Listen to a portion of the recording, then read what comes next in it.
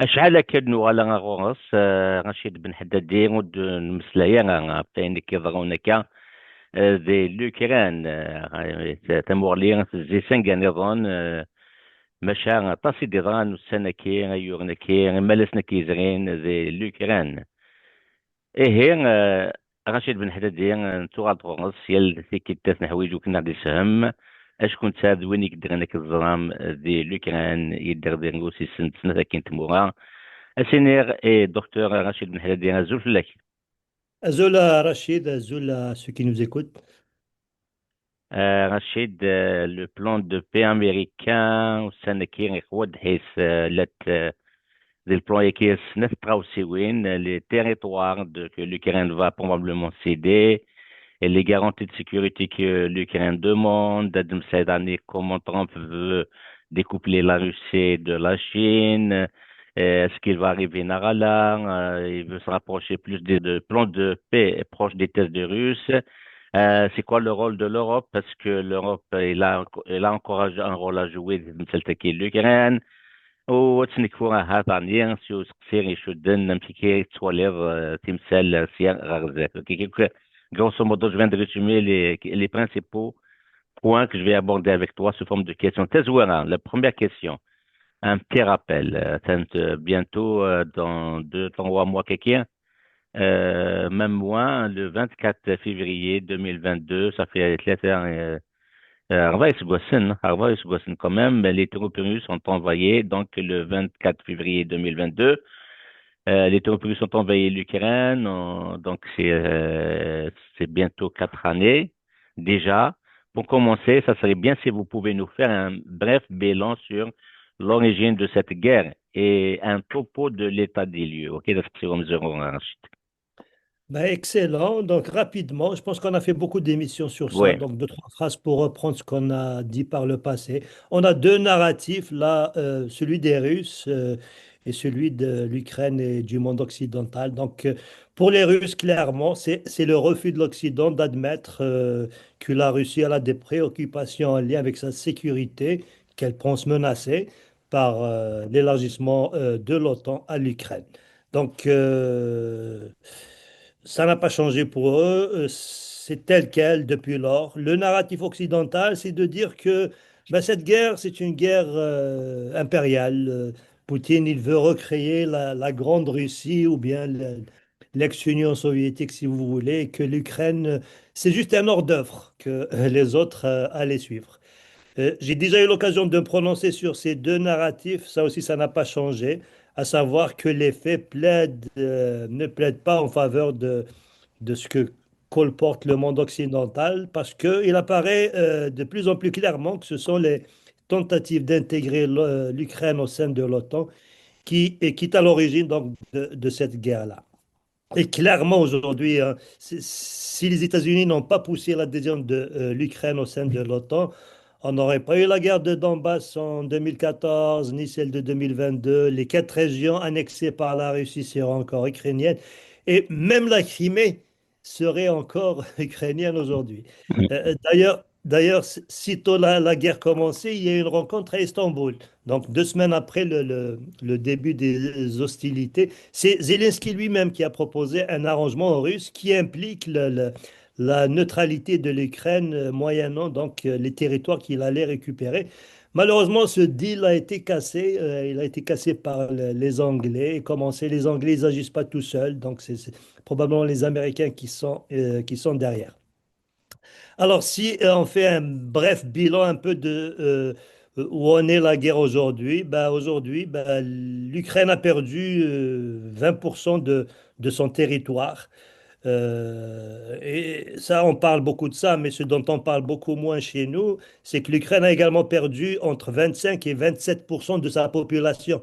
La plus grande partie est partie vers l'ouest, donc l'Europe de l'Ouest essentiellement. Et une partie également, 2,5 à 3 millions sont partis du côté russophone, donc du côté de l'Est. Donc parlons de territoire, les quatre territoires, il y a Luhansk qui est 100% aux mains des Russes et les trois autres, c'est-à-dire le Kherson, Zaporozhye et Donetsk, ils sont autour de 80% aux mains des Russes au jour d'aujourd'hui. Et les Russes grignotent du terrain au jour le jour.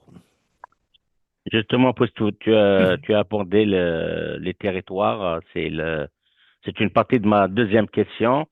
Ça serait bien si vous pouvez nous aborder maintenant l'actualité sur le plan de paix américain. Les deux moments clés de ce plan sont, un, justement, ces territoires-là, les territoires que l'Ukraine va probablement céder, et de deux, les garanties de sécurité que l'Ukraine demande.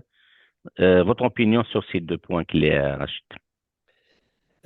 Très brièvement, d'abord sur le plan lui-même, son plus grand mérite pour l'instant, c'est qu'il existe, donc ce plan-là, qui est un plan américain.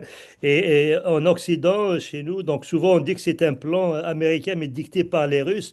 Or, on vient de voir que l'envoyé américain, donc, il vient de faire un séjour infructueux à Moscou. Ça veut dire que c'était pas un plan russe, mais c'est un plan américain. Probablement qu'il a parlé aux Russes, comme il a parlé aux Américains avant d'élaborer ce plan. Donc, mais les Russes n'ont pas été consultés, j'imagine. Euh, en Europe, on dit que c'est l'Ukraine qui veut être sacrifiée. En fait, ce qu'il faut savoir, à ma connaissance, c'est que Trump a compris que la Russie a gagné la guerre. Et l'Union européenne n'a pas encore intégré ça dans sa vision de cette question-là. Donc, il y a réellement une volonté d'aider l'Ukraine, aussi bien chez les Américains que chez surtout les Européens, mais ils n'ont pas la capacité de le faire. Et ça, on le voit de plus en plus. Donc, l'Union européenne, elle est prise un peu au dépourvu. Peut-être qu'on reviendra sur ça tout à l'heure. Et, euh, et les États-Unis, ils veulent une solution rapidement. Trump, on est déjà l'an 1 qui finit de son mandat. Et il faut absolument pour Trump arriver rapidement à conclure cette paix-là l'année prochaine, 2026. Parce qu'à ma connaissance, s'il ne le fait pas d'ici le mi-mandat, il ne sera pas capable de le faire après, sachant qu'il va y avoir des élections qui vont avoir lieu aux États-Unis.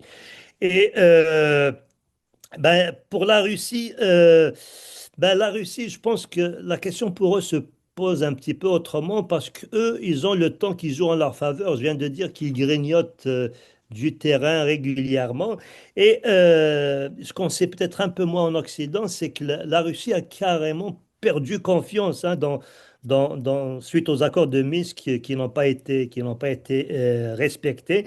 Et les Russes, c'est clair qu'ils veulent pas de cessez-le-feu, ils veulent pas d'une armistice, ils veulent un accord avant d'arrêter les hostilités. Et, euh, et s'ils n'arrivent pas à conclure cet accord-là, bah, clairement, il se dessine qu'ils vont ils vont asphyxier tout simplement l'Ukraine. Ils ont les moyens pour ça et l'Ukraine a de moins en moins de moyens pour se défendre. Et j'ai déjà eu l'occasion de dire, Rachid, qu'il y a encore quatre autres oblasts, donc territoires ukrainiens, mais qui sont russophones, russophiles.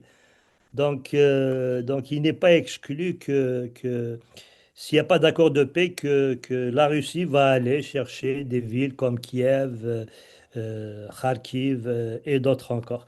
Et maintenant, pour ta question, pour les territoires et les garanties de sécurité, ben, moi, je pense que c'est celui qui gagne la guerre qui dicte les règles de l'accord. Et autre chose aussi qui est pertinent à savoir, les États-Unis, ils n'ont quasiment aucun levier d'action sur la Russie. Par contre, ils en ont un immense sur l'Ukraine. Non seulement ils fournissent des armes, mais les États-Unis sont les oreilles et surtout les yeux de l'Ukraine. Hein. Tout ce qui se passe au niveau information, c'est les États-Unis qui le fournissent. Donc, ils peuvent tordre le cou aux Ukrainiens. Brièvement, maintenant, si tu veux mon commentaire sur les deux points clés de ce plan-là, ben, les Russes, ils sont maximalistes dans leurs demandes. Hein. Ils demandent aux Ukrainiens non seulement de céder les territoires que les Russes contrôlent, mais ils leur demandent également de céder certains territoires, le 20% qui reste, hein, dont j'ai parlé tout à l'heure de 80. Il reste un 20% à Donetsk, 20% à Kherson et 20% à Zaporozhye. Ils demandent à l'Ukraine de se retirer de ces territoires-là. Pour ce qui est des garanties de sécurité, là aussi, c'est une question très, très importante, je pense, pour les Russes, parce que une chose est certaine à mes yeux, bah, jamais la Russie n'acceptera des garanties qui aient un lien avec l'OTAN, qui aient un lien donc avec l'article 5. C'est sûr que ça prend des garanties de sécurité pour l'Ukraine, mais pas au point d'intégrer, d'aller jusqu'à l'article 5 comme si l'Ukraine faisait partie ou va faire partie de l'OTAN, parce que là, encore une fois, c'est la ligne rouge, hein. Je vois mal la Russie accepter l'Ukraine dans l'OTAN. Rachid, beaucoup d'experts disent que Trump veut désaccoupler la Russie de la Chine en élaborant un plan de paix proche des thèses russes. Ça serait bien d'avoir votre opinion là-dessus. Euh, Ici, je pense que il faut d'abord qu'on fasse un bref retour en arrière. Ça, c'est vraiment une opinion que je donne. Moi, je pense que c'est une erreur stratégique majeure de la part des États-Unis que d'avoir voulu affaiblir la Russie à travers cette guerre. Et, et les États-Unis, c'est quand même le pays qui ont poussé pour l'adhésion d'abord de la Géorgie, puis de l'Ukraine dans l'OTAN. Et dans les deux cas, on a vu que la Russie est intervenue. Et une fois la guerre commencée, ben clairement, la Chine a aidé la Russie. Je dirais même, elle a beaucoup aidé la Russie. Mais ce n'est pas le seul pays qui a aidé la Russie, l'Inde aussi. Aujourd'hui, la Chine, c'est de loin le premier partenaire commercial de la Russie. Pour 2024, j'ai regardé un peu les statistiques en préparant cette émission. C'est 250 milliards de dollars pour l'année 2024. Et ils ont inauguré le lancement du gazoduc transsibérien. Donc, il va remplacer le Nord Stream qui a été démoli. Donc, ça va donner un débouché pour le gaz russe. Et, euh, et peut-être on parle du profit que la Russie va tirer de ça, mais je pense que la Chine va tirer un profit encore plus grand parce qu'elle va assurer sa sécurité énergétique, parce que la Chine, beaucoup d'entre vous probablement connaissent un peu la géographie, elle est cernée partout au sein du sud-est asiatique. Ce sont tous des pays hostiles à la Chine. Et qui suivent davantage les États-Unis. Et si demain ça se corse entre la Chine et les États-Unis, ben, la voie du Nord transsibérien, c'est quand même un bonus incroyable pour la sécurité énergétique des Chinois. Donc, on peut parler de win-win, hein, gagnant-gagnant. Et je disais tout à l'heure que la Chine fournit énormément d'équipements également à la Russie. La Russie aujourd'hui est de loin le premier producteur au monde de drones. Et les drones, ça prend des millions de kilomètres hein, de fibre optique. C'est la Chine qui les fournit.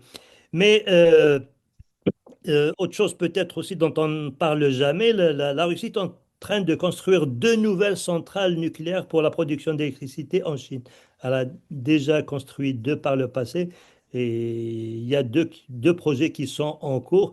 Donc le volume des échanges est quand même consistant et de plus en plus consistant. Et je viens de le dire, c'est gagnant-gagnant, mais il y a quelque chose avec lequel je suis totalement en désaccord, c'est quand dans la majorité des médias, on dit que la Chine aide militairement la Russie.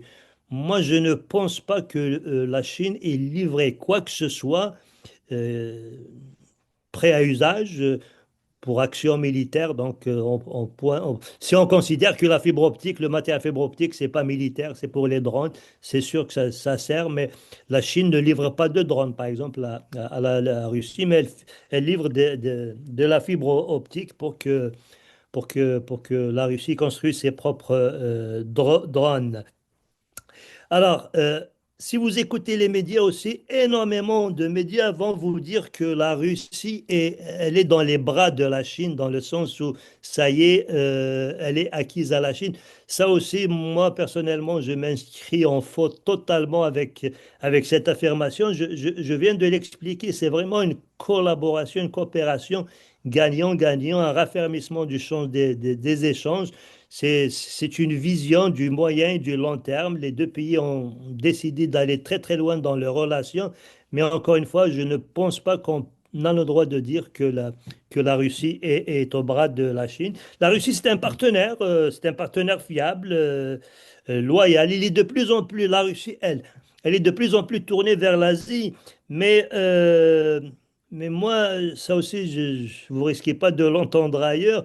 Moi, je pense que fondamentalement, les Russes se sentent européens, malgré la guerre en cours. Mais ils vont rester loyaux envers leur nouveau débouché qui est essentiellement l'Asie, le sud-est de l'Asie.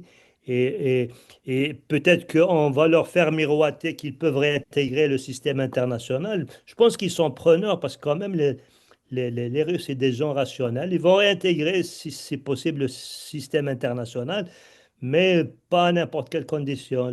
La coopération avec la Chine, elle va rester pour de longues années. Rachid, dans la première question que je vous ai posée, je vous avais mentionné l'Europe et non seulement mais aujourd'hui, mais à chaque fois vous abordez souvent l'Europe dans vos interventions. Ouais. Pensez-vous que l'Europe a un rôle à jouer dans la négociation d'un futur accord? Ouais, bonne question, Rachid, parce qu'on parle que de ça au niveau des médias, surtout en Europe. Moi, je pense que l'Europe, elle est prise au piège hein, de son narratif passé et présent. Hein. Eux, c'était quoi? C'était, ils veulent aider l'Ukraine à atteindre ses objectifs, même si ces objectifs n'étaient pas définis. Ils parlaient de défaites stratégiques à infliger à la Russie. Donc, pour eux, la Russie, c'est un pays impérialiste qui veut conquérir toute l'Ukraine. Et on a vu que tout ça ne tient pas vraiment la route. Et quelque part, je pense qu'ils sont encore dans l'esprit de la guerre froide, ils sont encore dans le dogmatisme, l'idéologie. Et si on met tout ça ensemble, à mes yeux, je pense que l'Europe, elle se tire dans les pieds tout simplement. Et elle fait ça depuis longtemps parce que ben, l'Europe, elle est en train de payer chèrement Minsk. Parce que aujourd'hui, on le sait, hein, l'Europe, en particulier l'Allemagne et la France, n'ont pas été loyaux au niveau des accords de Minsk parce ils ont admis, hein, avec le début de la guerre, que c'était juste pour gagner du temps pour que l'Ukraine se prépare à la guerre. Et ça, c'est clair que ça ne pardonne pas et qu'aujourd'hui, ils en payent le grand prix.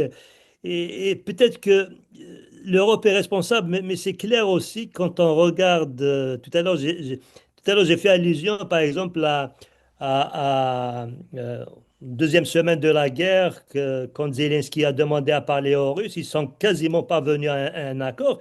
C'est quand même, comment on appelle, c'était à Istanbul, hein, 2 semaines après le début de la guerre. Et c'est les Anglais qui ont cassé cet accord-là.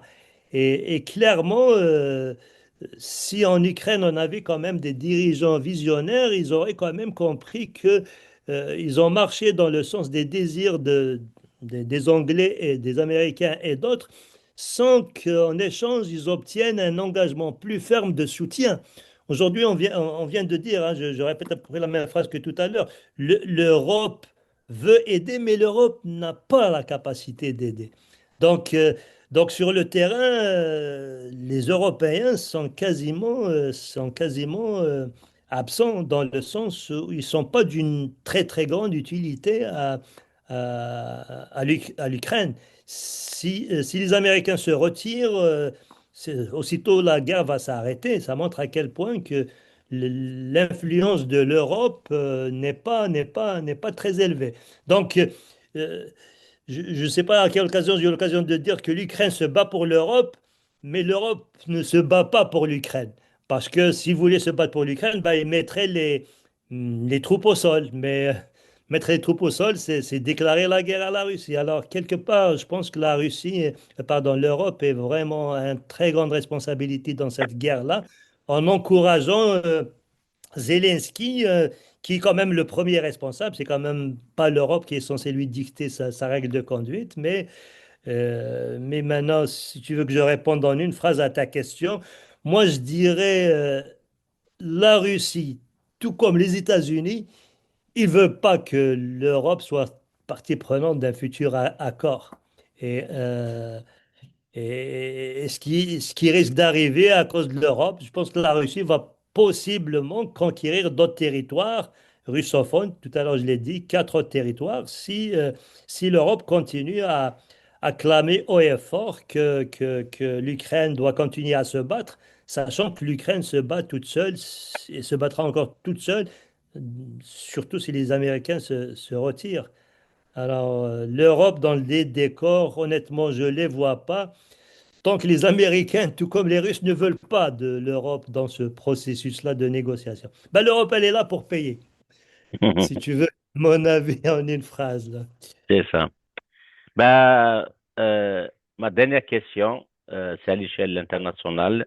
Comment voyez-vous l'impact de l'issue de cette guerre à l'échelle internationale? Waouh!